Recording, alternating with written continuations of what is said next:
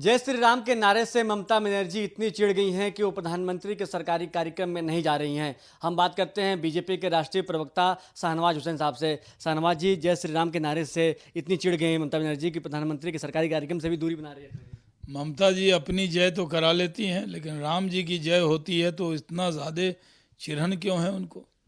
क्या इस देश में राम का नाम लेना अपराध हो गया है? क्या मोदी जी और बीजेपी का विरोध करते करते अब जय श्री राम के नारे से ही उनको इतनी ज़्यादा एतराज़ हो गया है? इस देश में क्या बिगाड़ा है राम जी ने उनका? ये बताना चाहिए ममता जी को। अपने देश में जब लोग मिलते हैं तो कई जगह राम राम कहते हैं, कई जगह लोग अभिवादन में जय श्री राम कहते हैं। महात्मा गांधी जी ने तो आखिरी शब्द ही हे राम बोले थे। और ममता जी को अगर कोई सिर्फ वो सभा में आ जाए, कार्यक्रम में आए, कोई जय श्री राम कह दे, उस पर वो गुस्से हो जाती है।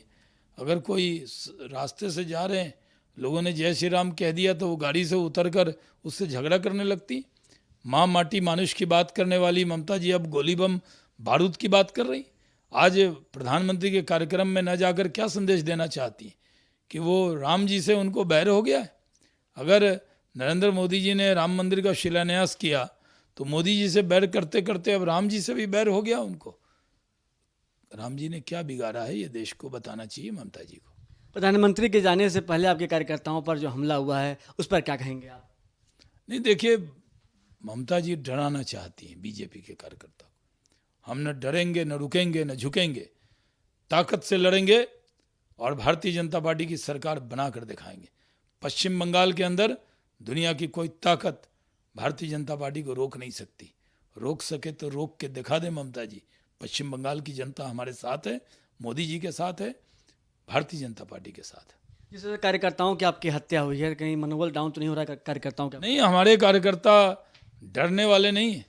अरे कांग्रेस के जुल्म ज्यादती से नहीं डरे, इमरजेंसी से नहीं डरे, तो ममता जी से क्या डरने वाले हैं? हम लोग जमीन पर हम ही लोग लड़ रहे हैं। कम्युनिस्ट पार्टी के नेताओं ने अपने घर से झंडा समेट लिया है, नेम प्लेट हटा लिया है, क्योंकि कम्युनिस्ट और कांग्रेस के नेताओं को मार मार कर ममता जी ने लंबा कर दिया। अगर कोई ममता जी के सामने 56 इंच की छाती लेकर कोई खड़ा है तो वो भारतीय जनता पार्टी का कार्यकर्ता खड़ा है।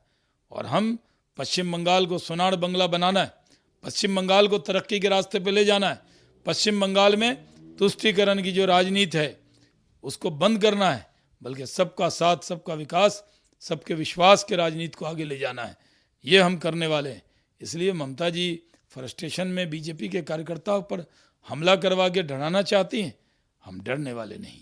शाहनवाज जी, इस तरह से सचिन तेंदुलकर ने ट्वीट किया था और वहीं जो मियां खलीफा हैं और रिहाना है उस पर तो अपोजिशन कुछ नहीं कर रहा है। खासकर शरद पवार की बात की जाए, आपके बिहार के शिवानंद तिवारी हैं, वो कह रहे हैं कि सचिन भारत रत्न के लायक है ही नहीं।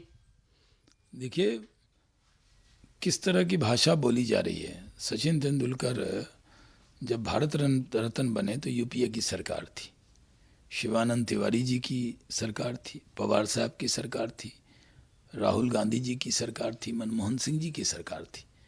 और जब रिहाना और मियां खलीफा भारत के खिलाफ दुष्प्रचार करें तब भारत रत्न को क्या चुप रहना चाहिए? क्या जो मुल्क से मोहब्बत करने वाला इंसान चुप रह सकता है? किसान आंदोलन के नाम पर पूरे भारत को बदनाम करने की कोई कोशिश करेगा, कोई देशभक्त चुप नहीं बैठेगा, पूरी ताकत से लड़ेगा और उसका जवाब देगा।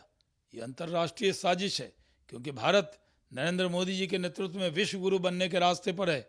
इसलिए दुनिया के कई देश को भारत से डर लगता है और जानबूझकर किसान आंदोलन के नाम पर वो भारत को बदनाम करने की साजिश रच रहे हैं। हम इस साजिश को नाकाम करेंगे। और सचिन तेंदुलकर को अपमानित करने का काम युवा कांग्रेस के लोगों ने भी किया, कम्युनिस्ट कार्यकर्ता ने केरल में किया। भारत रत्न का अपमान और भारत विरोधियों का सम्मान ये देश में नहीं चलेगा। धन्यवाद। तो साफ तौर से बीजेपी के राष्ट्रीय प्रवक्ता हैं शाहनवाज हुसैन साहब ने कहा कि ममता बनर्जी हमारे कार्यकर्ताओं पर कितना भी हमला करा लें, भारतीय जनता पार्टी के कार्यकर्ता डरेगा नहीं और सत्ता परिवर्तन करके रहेगा। कमल के साथ सौरभ तिवारी, सुदर्शन न्यूज, दिल्ली।